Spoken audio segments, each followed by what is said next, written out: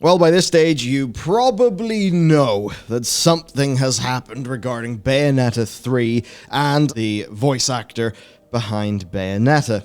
What you may not know is where the story went after that, because this is one that's got a whole lot more messy, a whole lot more complicated, and certainly it does not seem that what she initially put forward is the entire truth. We actually have a situation where some journalists have said, I've seen the documents, that's not true.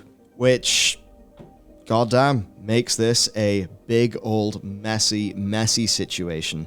The original story, of course, was whenever Helena Taylor dropped a series of videos on Twitter that were basically about her not being offered a role in Bayonetta 3 without accepting pay that she basically regarded as being immoral. And essentially what's happened is that with it only being a pretty short period of time before the game comes out, she broke NDA, dropped these videos, and decided, alright, it's time to see if a fan boycott can actually happen here. Now, we'd already known that she would not be reprising the role, as was detailed in a Game Informer piece earlier on this month. They said, Platinum, of course, the developers, that this is something that would not happen because of various overlapping circumstances. Well, yeah, the circumstances absolutely did evolve. And if you would like to evolve, you should check out today's sponsor. You possess amazing power, and brilliant.org/Bellular News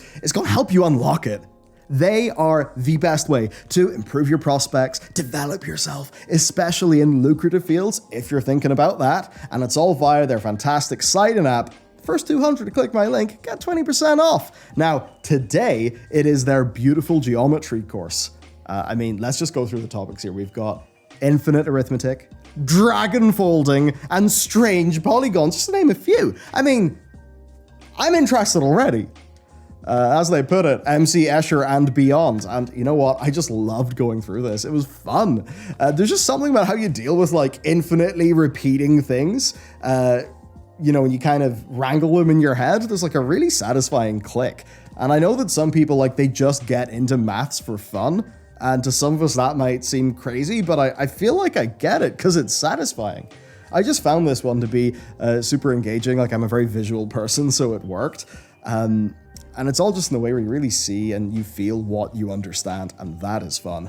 Now, I don't know about you, but I have a lot of gaps in my knowledge, including in STEM fields. I feel like I've fallen off the wagon a bit, and I think to learn for the sake of learning, that's the opposite of learning for an exam. And I think doing it this way, you can enjoy it. That's why Brilliant has got me learning for fun. And it's all because of their interactive quiz-based approach. It's very visual. I think it's simply the best out there. And of course, if you're actually keen to make a career move and to get into a more high-paying field, they're going to get you covered on the STEM topics. Extremely valuable skills at brilliant.org/Bellular News, where the first 200 to click will get 20% off their annual subscription. And it is definitely worth it. Welcome back. So the videos basically are explaining her understanding of the situation, with the fourth video being an extended religious metaphor between Lazarus and the rich man. Yeah. So management at Nintendo and Platinum, which was a bit weird. Now, to go through these videos, right? Video 1 says that, the franchise has made $450 million, not including merchandise. Now, it does seem that number was just kind of take data from VG charts, multiply it by the full box price, which, as far as Platinum, Nintendo, etc. are concerned, that's just not how it works. Yeah, especially when you consider the whole problem between Sega and Nintendo, that kind of the whole reason Bayonetta 2 was on Switch and then 3's, or Wii U and then 3's and Switch, is because there were really, really weird dealings going on with the publishers around actually continuing Bayonetta. So there's definitely it's clearly not a absolute massive, this is printing money. Otherwise, Sega wouldn't have went, we're not going to let you finish this game? Yeah. Now, she says basically she's trained for 7.5 years. She was offered a final offer for the whole game at a flat rate of £4,000. Now, with that, you can see why this exploded into being a big story. At this point, I've got to put a pin in this and say, do not stop watching, because this does very much not seem like the reality of the situation, right? So she says $4,000. She says it's an insult to her, the amount of time that she's, taken to work on all of this stuff and the time, etc. she's given to the game and to the fans. And she then asks fans to boycott the game and donate the money they would have spent to charity. I didn't want the world. I wasn't asking for too much. I was just asking for a decent, dignified living wage. What they did was legal, but was immoral.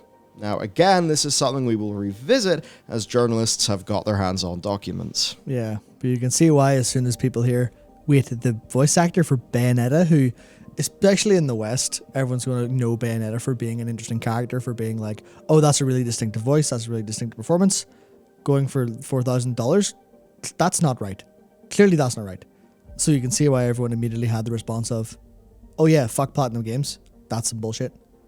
But obviously it didn't just stop with the first video. Yeah, so she went on, said that really she's doing this to kind of stand up for people who are not getting properly paid for their talents, saying that because of the situation, she has suffered from depression and anxiety, worried that she was going to be on the streets, reaching a point of suicidal tendencies, and is not afraid of the non-disclosure agreement, which I think probably is being broken here, Yes. as she can't even afford to run a car, joking she has nothing left to take but the clothes on her back. So that's Dire, man. certainly dire sounding. And then in the third video, she was required to audition again for the role of Bayonetta. This was framed because voices change over time, right, as people age and stuff. So not an unreasonable ask. She passed it with flying colors. She then claimed she was sent an insulting offer, wrote to Kamiya via a friend who's fluent in Japanese in order to ask him what she's worth. She received a reply saying that he valued greatly her contribution to the game and that fans really wanted her to voice it, and the memory of the first meeting her as Bayonetta is one that he holds dear.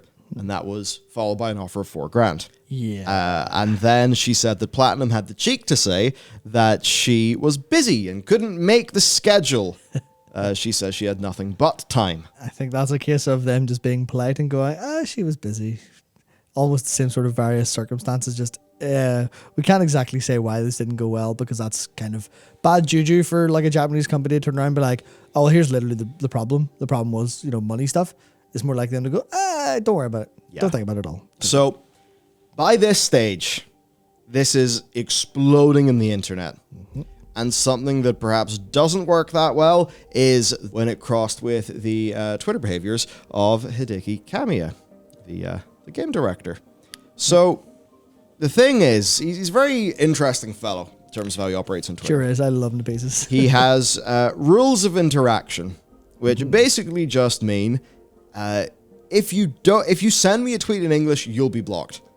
You can't do that. So, like, it literally it's a lot of effort for him to actually go and translate that and read it. So, no, he doesn't want to deal with that. He wants to deal with Japanese. You're like, given, English language is the primary platform of Twitter, you can kind of see, well, that's ineffective, but it's his Twitter account. What was the insects thing? The insects, he just calls people insects. Just calls people like insects. For people who break his rules, which are obviously trying to communicate with him in English because he doesn't speak English, or ask him a question that he's already been asked before on Twitter, which means you have to go really, really, really, really, really far back, because he's now been on Twitter for a number of years to find questions, especially when there's no English involved.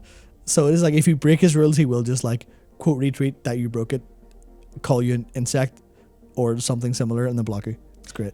Incredible.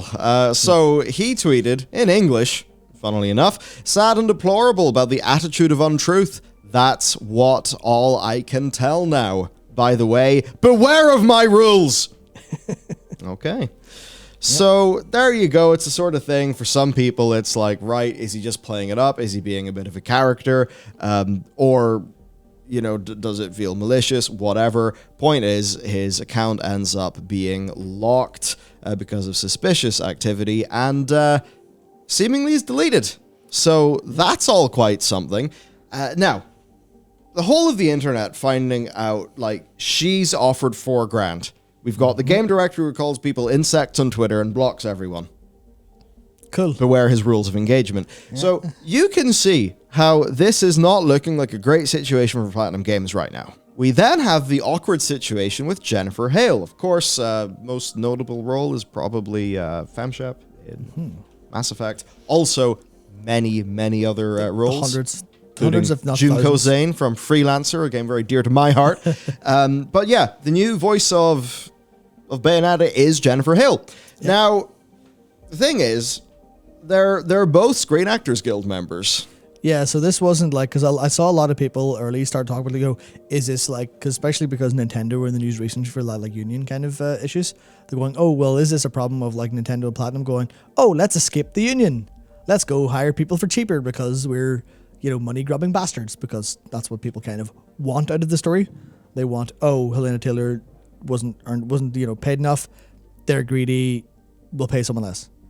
But that doesn't really fly whenever they're both, I mean, that could still happen in the union.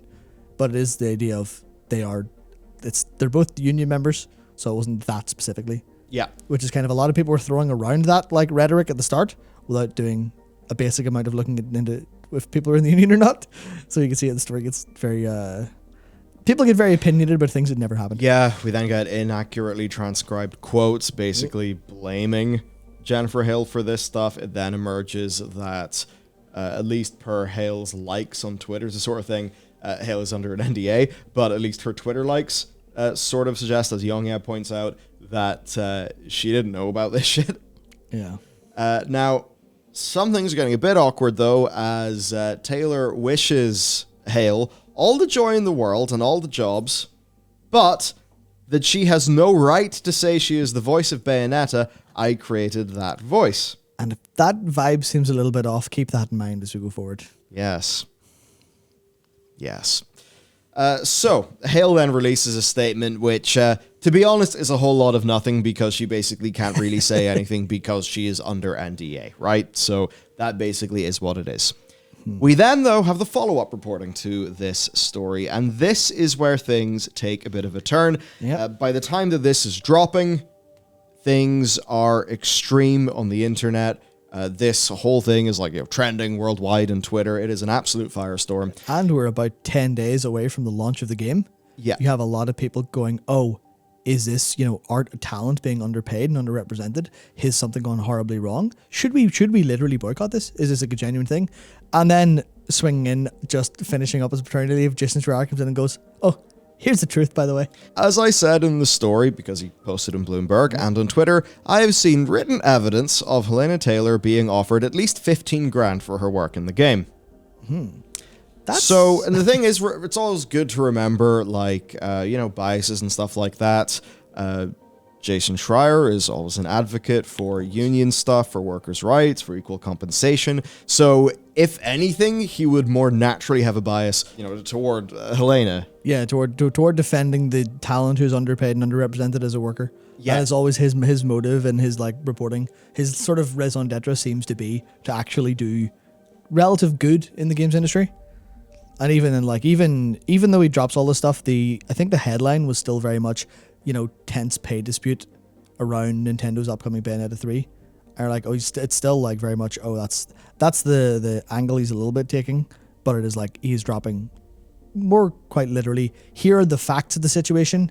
You don't know the facts, general audiences, you will now. Yeah. We'll figure whatever comes out later, but Helena was not telling the whole truth. Yeah, so let's dive into that, right? So it's claimed that Platinum sought to hire Taylor for at least 5 sessions, and VGC sources suggested it could have been as few as 4, and each one of these sessions would have been paying from 3 grand to 4 grand for 4 hours at the studio. So roughly a rate of $1,000 an hour, which, that's how stuff is. I can talk about a little bit of stuff for us later on today. This would have brought her total fee up to 15 grand, which is what Bloomberg reports. VGC were actually able to corroborate Bloomberg's reporting via their own sources. It could be that they were both talking to the same sources or something, but at least both of them independently verified. Yeah. I think Stephen Totilo from Axios he was ex-Kotaku as well. I think he said as well that he corroborates it too. So they might all have the same contact, to be honest, within Nintendo or Platinum or something, but at least they are actually speaking to.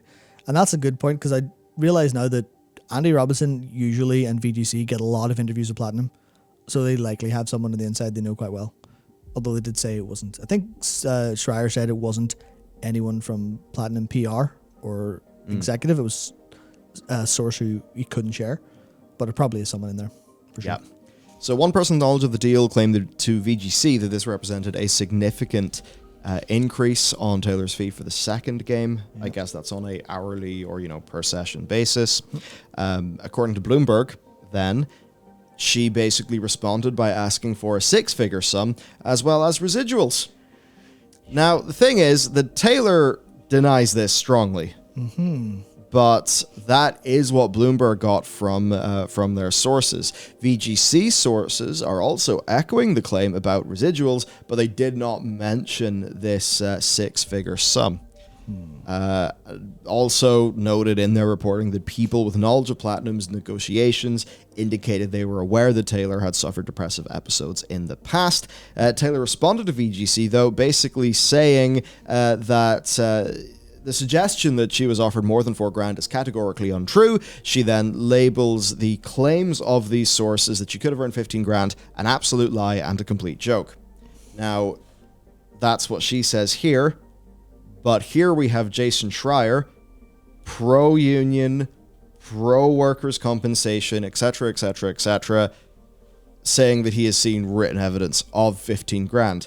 Now, in a case like this, journalists, the thing that they trade on is their credibility. So if they start making these like material claims, if they make those things up, not only do they, risk damaging their career, but I suppose also that could be like libel. Yeah. So I think the fun thing is that when you have multiple journalists who are largely detached from each other, because obviously Andy Robinson is UK based and VGC, versus obviously Schreier being Bloomberg. Obviously Schreier and Tortilla would be fairly similar, and they might be able to share information pretty handily and maybe be friends and stuff, but I imagine Robinson's a little bit detached. And that's a case where you don't want to make shit up when you know someone else is also in on the story. Because that's what we were laughing about. We were laughing because Schreier broke that last night, and we were like, we know Andy Robinson of VGC, he usually posts stuff, whenever they're breaking stories, they'll post stuff around 1 o'clock UK time, and that'll be the Americans will wake up and see it, we'll get it in our lunch break. That'll be pretty good for them. So we're sitting thinking Andy Robinson's probably raging that Schreier beat him to it because it would have been a VGC break. But then they posted what they had prepped immediately after, so it was clear they were waiting on a couple details. So it's if Schreier was making shit up, Robinson could turn around and go, I haven't seen that, or that's not what I heard. So it'd be a dangerous game to turn around and start basically lying as a journalist when other people are involved. Yeah, so the sort of TLDR here is that basically Platinum did want Taylor back. Apparently the reporting is saying $3,000 to $4,000 per session for 4 to 5 sessions. Taylor then says she's offered a $4,000 recording session to have a role in the game as a final offer. The reporting suggests that there's sort of an attempt to have her at least be a cameo in the game. You might be confused, how could Jennifer Hale play Bayonetta, but also Bayonetta is here. I think, as you explained to me, multiverse-related stuff, so previews from Bayonetta have highlighted that there's some, because the Bayonetta is a lot about time kind of messing stuff up, there's a little bit of multiverse stuff happening with multiple forms of Bayonetta being apparent in the game in this. So you can see how that would work really well. Or even doing a role for a younger Bayonetta's mother or something like that would work. So reporting is suggesting that a single $4,000 recording session is for her to have a cameo in the game. Yep. She then frames that as being for the whole game, which is technically true. It's just that this is a cameo role that is a part of the whole game, but a cameo.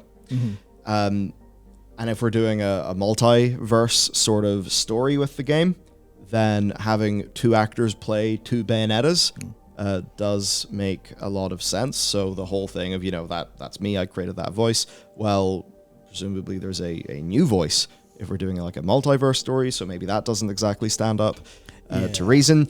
Platinum, of course, then just say they play it diplomatic, saying various overlapping circumstances. And Platinum are definitely the kind to do that because this is a little bit out of here, but the Granblue project they're working on, it very much, everyone's throwing a lot of Platinum were we have done the part of that game we were contracted to and we're no longer involved, and then that game saw massive delays after. So I think especially, and you think about all the scalebound stuff as well, and Platinum didn't say a single bad word about Face Microsoft is at all. extremely important. Yeah, so it's like they wouldn't air anyone's dirty laundry. Sometimes that means not airing their own, but also they wouldn't air anyone else's. The whole thing with Microsoft, I think everyone knows, is like everyone was waiting for Kamiya to turn around and call Microsoft a pack of bastards, but that's not how they operate. Yeah. So that, of course, then just leads to the situation we're at right now, where from Taylor's perspective, this is obviously a way to get, to get a payday. I think it's fairly reasonable to say that Bayonetta is the role that she is by far known for, because it's like a more sparse IMDb outside of that, with like smaller roles, and I guess a lot of her work not falling on IMDb because it's in theater. So that, and then for Platinum, it's basically just they're making a sequel to a game, asked for basically like a 6-figure sum plus a whole bunch of like residuals on the game. Residuals are not very common in like voice acting work for big games. Like, yeah, and not at all. We'll get into that, but like, you cannot treat games like you treat film and TV. They're too different. And even people would say that in film and TV, could be argued that crew don't really get what they should.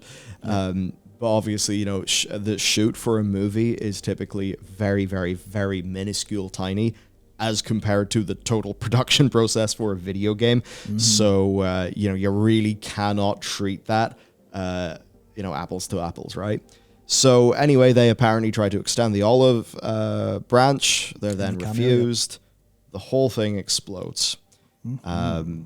And I guess Jennifer Hale also just gets a bunch of shit flung at her for really no good reason. Yep, for as far as she's aware, it's, oh, sorry, the actor was unable to do this job. Do you want to take her place? And you're like, just obviously wasn't aware of the circumstances because face and because of people's personal circumstances. That happens all the time. It just rarely happens in like a very, very big and explosive online thing like this is. Yeah, and so you can see here actually the Screen Actors Guild rates for like the the baseline of stuff. So like day performer up to 3 voices and 4-hour day, $902. Day performer 1 voice, 1 hour, $451. 300 for additional voices. You can see all the additional sessions there. So they are offering her more than that, but this is the minimum. And if you're looking at that and thinking, whoa, what the hell? That's a lot of money per hour. Remember, it's one of those things.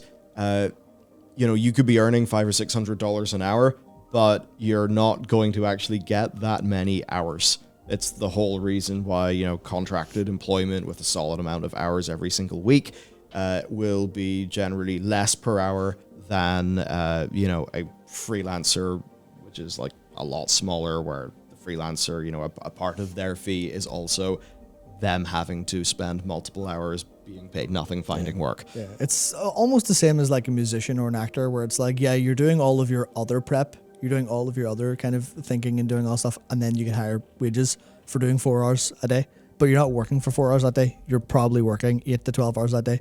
It's just only 4 of it's in the recording booth and billable. Is that whole thing about billable hours versus just working like? Yeah. So, from her perspective, obviously, she brings a lot to that role. Her voice is known. That brings significant value. And, she's not being paid just for the physical labor. She's being paid for the years and, the expense of training to get into that position, which, yes, that is, in fact, how you actually do pay people if you truly value their skills. So that's basically that. This has been a whole big discussion that's been going on. There's a whole bunch that's happened. Like there's, Chris Pratt being Mario instead of Charles, who usually is Mario. Turns out there's a drama with Mob Psycho as well. Oh yeah, that just literally Crunchyroll just been like, oh yeah, I think it was, oh, you want to meet to discuss the possibility of you and your fellow voice actors joining a union?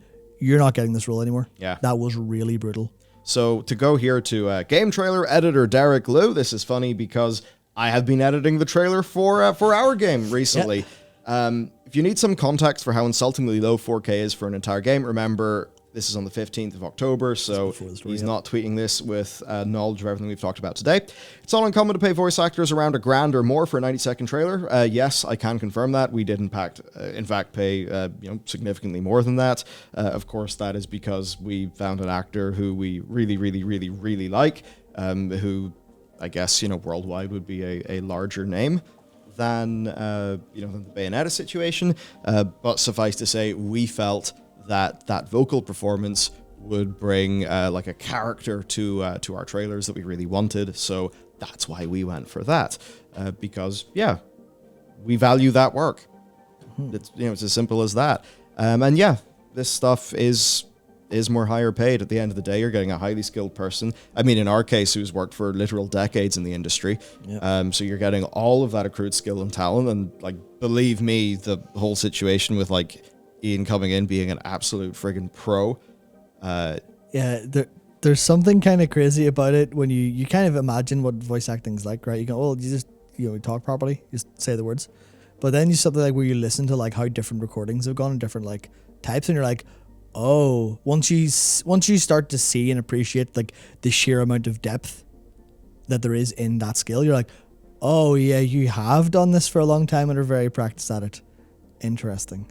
Something where I think people think, oh, acting, just act, it's pretty easy. You're like, no, it's not. It's not. I mean, like, obviously I can't share actual numbers or anything that. But, TLDR, everyone's extremely happy and it's an extremely positive thing. But yeah, if you want value, you should be willing to pay value. And, if you're good at doing a business, then you'll make decently reasonable determinations there. I mean, look, think about games like Bastion. Think about Darkest Dungeon without the Darkest Dungeon narrator. I mean, holy shit, right? Like, serious value is brought. Moving on here to Sean Chiplock, who a few characters in Breath of the Wild. I was paid approximately $2,000 to $3,000 overall because it was based on the total number of hours in the studio, which was higher because of voicing 3 characters in a single game. I made more from voicing Spade/Dale in Freedom Planet 1 because that generously gave me sales royalties. That's an interesting thing. Generally not, that's just not the way that it goes. Yeah, that was like games industry. Freedom Planet 1 was very much hey, I'm going to make a game that's a little bit like Sonic. I have no idea what I'm doing. Oh, but it's actually really good and all like basically very amateurish business-wise, but a massive success, and that's where the kind of the money came through there. Yep, here we've got Dave, who is the CEO of New Blood, basically saying to get a SAG member like Stephen voicing in a small project like one of ours would be around $500 an hour. So for a AAA project, this seems intentionally low. Again, 15th of October. This is all stuff before. Yeah, it's all based on the $4,000. Before we actually find out. And I guess as well, we do have to remember there was the whole SAG boycott, the strike that happened in 2016. Do you remember that humongous story? Yeah, it's like, I think we've been dealing with so many things since 2016 and 2017 in the game industry. You kind of forget about it, but that was brutal. That kicked a lot of projects, kind of wrecked a lot of stuff. Even the same with like how badly the writer's strike wrecked TV in America for so long. There's this stuff where there's definitely problems, right? There are clearly issues that they face. And now this kind of story has come out. And that's why I think people were so happy with it at the beginning. It was like, oh yeah, of course. Yeah, it's been simmering. Yeah, this is a genuine, serious, awful problem. Voice actors are not respected enough. They're not paid enough. This is a genuine nightmare, and games would be theoretically better as bits of art and stuff and products if these people were respected more and paid more. So the story came out and goes, $4,000 to play Bayonetta. And obviously in the West, people really recognize the character and the voice. That's a lot of Bayonetta would be, because, this is a different topic where you could obviously go, well, what is Bayonetta? The game, the experience of it.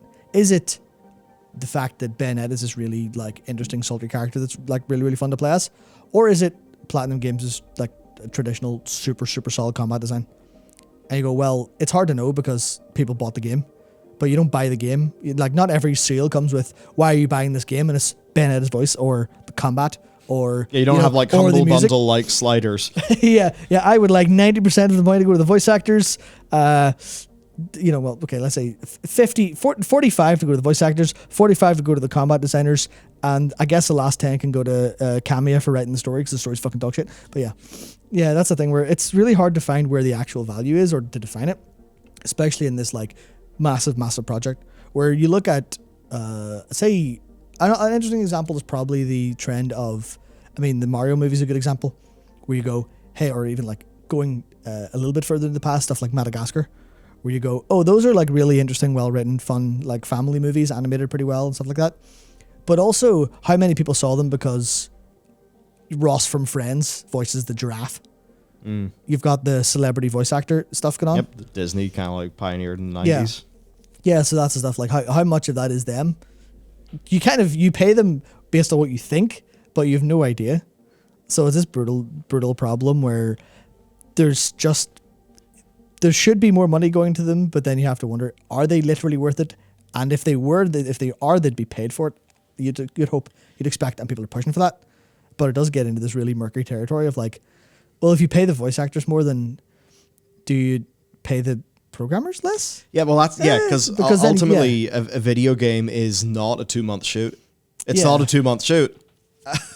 Yeah, like the reliance on what you would consider in the film and TV world as being crew, which sometimes is just a little bit, I think, putting people down. I don't know, but it's not like that in games. So much more of the heavy lifting to actually sell the scene and sell the experience is done by crew, compared to actors. I don't mean that put actors down. It's a collaborative process. Yeah, I mean, a good example is I've been playing God of War recently. Yeah. And Christopher Judge does an absolutely exceptional Kratos, and it really adds such a level to the game that's incredible. But at the same time, you could imagine playing with a different voice actor, but it'd be hard to imagine playing where, the scene he's going in to get the blades back, and that's not quite as well, like the textures aren't as nice on the wood, or the music's not quite perfect there, or there's a little couple extra bugs that take you out of the scene. All of those are important.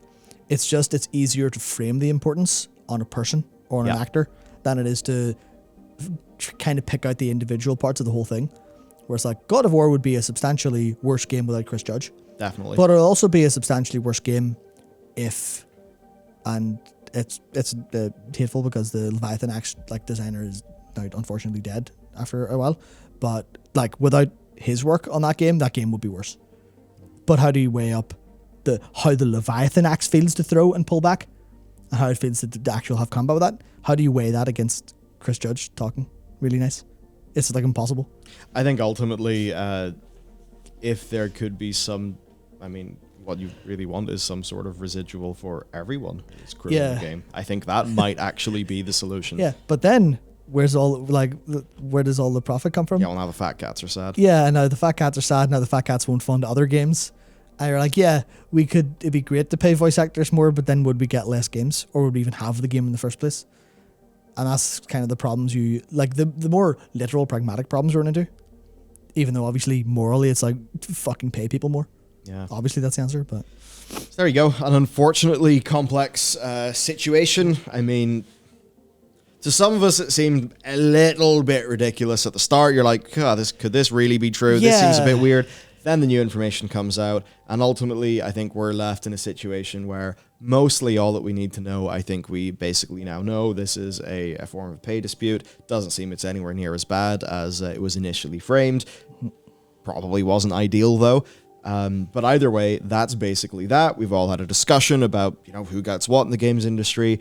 I have a feeling that further developments in this story will mostly just be interpersonal drama. So I think for the most part, you're probably good to tune out in this one from now. The game will come out in a pretty darn short period of time.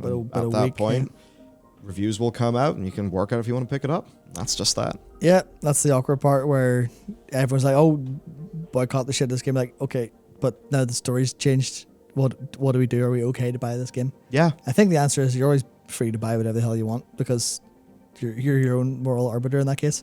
But it is awkward, and I think if you were to look at this from a more wider perspective, to kind of get the whole, hey, this is the overall, how are people actually taking this now?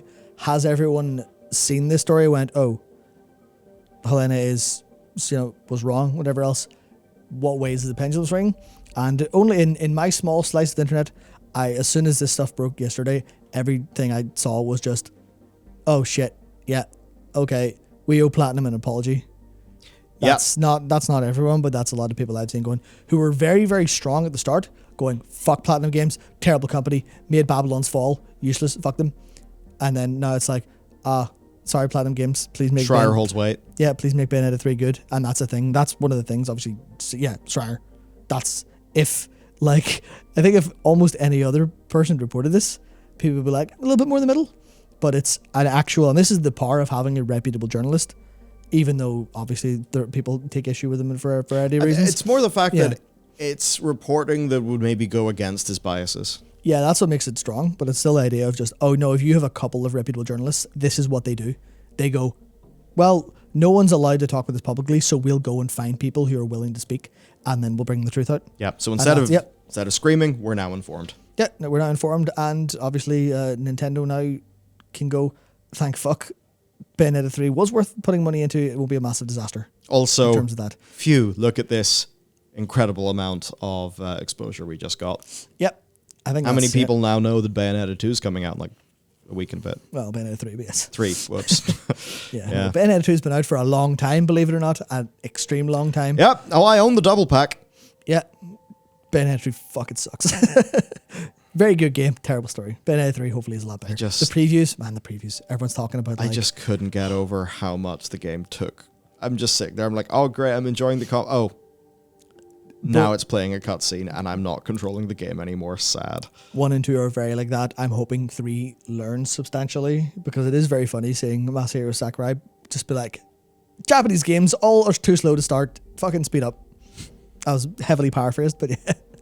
Or else it is certainly an issue. Aye. So there you go. That's it for us. If you want to support what we're doing, check out the sponsor in the description of this video. With that said, see you next time.